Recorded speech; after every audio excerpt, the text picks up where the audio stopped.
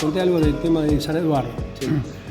¿Cómo fue el tema también del Los hallazgos ahí. el hallazgo de ¿cómo fue Última ese? historia que Dale, sí. que es importante porque hay gente que no, incrédula total, ¿eh? Ahí en la Laguna el 12 arrancamos siendo estudiantes, nosotros empezamos a ir en el 95, 94.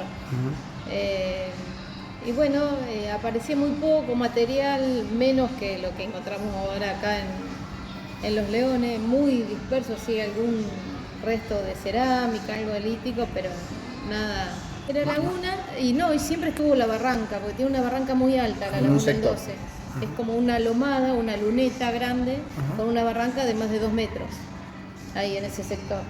Y bueno, en el año 2003, después de las grandes inundaciones de todas las lagunas de acá de la zona, cuando empieza a bajar el agua, ahí en el 12, en ese sector, en la playa, quedan expuestos un montón de restos óseos principalmente, que era de fauna mucho y restos humanos.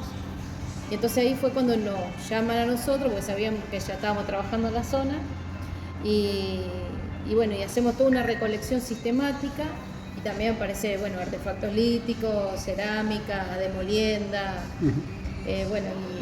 pero lo que más llamaba la atención a la gente era porque vio restos humanos. Claro.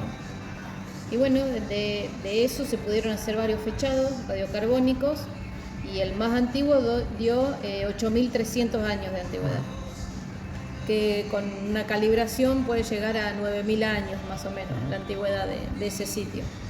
Pero después hay otros fechados de 5.500 sobre Guanaco, 7.000. 7.000 sobre el de... Después 3.500 sobre Claro. restos óseos humanos también. Y después sobre cerámica tenemos fechados en 2.500 siempre y 1.500. y 1.500. ¿La Sobre cerámica cómo se fecha? No, O sea, no- no fue acá en Argentina, acá no hacen datación. Esa los habíamos mandado a Arizona a datar. Pero es por mismo método, Por AMS, carbono. es otro método. No es carbono 14. Y lo que tratan de sacar son los restos orgánicos que quedó dentro de la pasta cerámica. Ah, Y así se puede llegar a fechar. Siempre sobre restos orgánicos los fechados.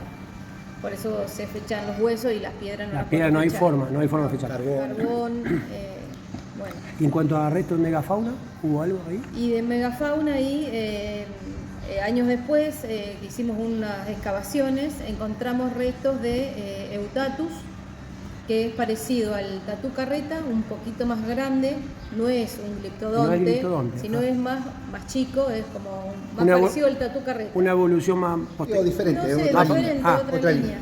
Y Daciciunabus apareció también, que ese es un cánido, es podría decirte, entre un perro y un zorro, Ajá. un lobo.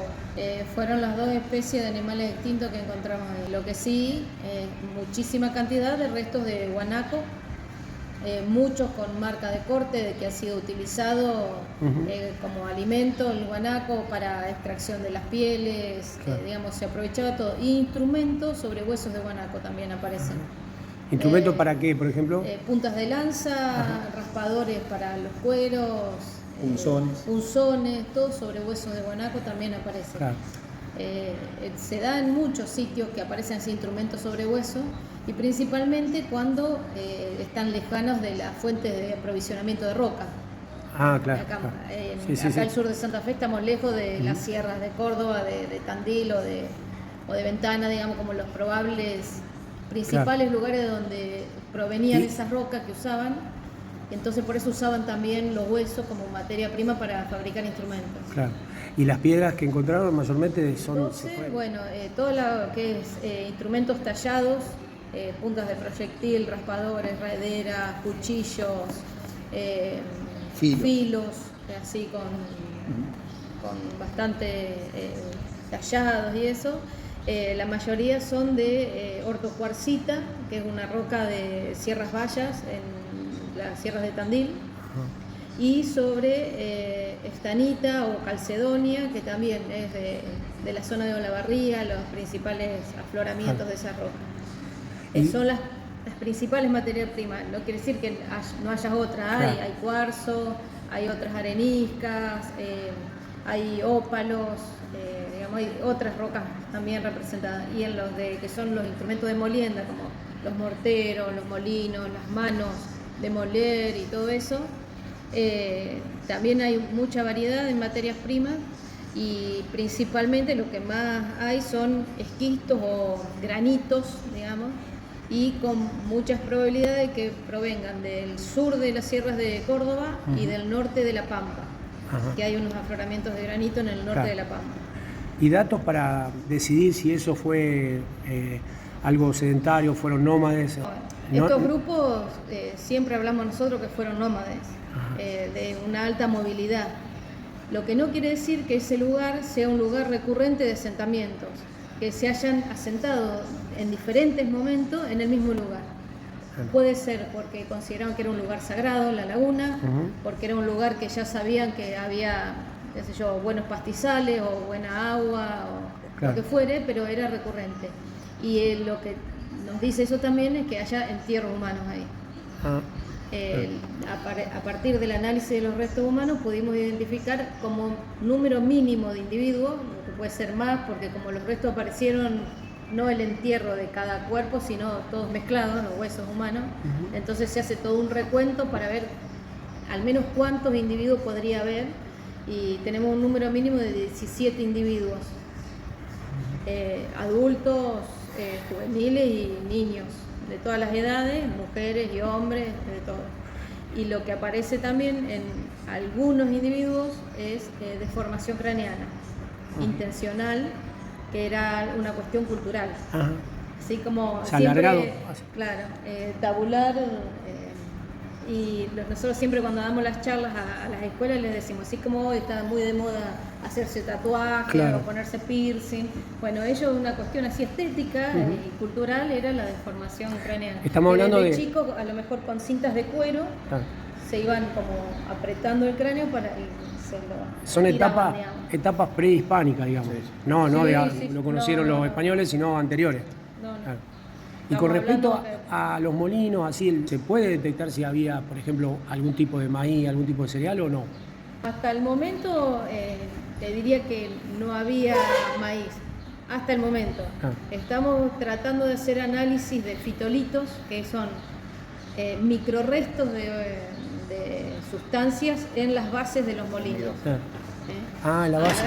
En las bases se de los puede molinos, conservar todavía. Claro, hay que hacer como unos cortes delgados también.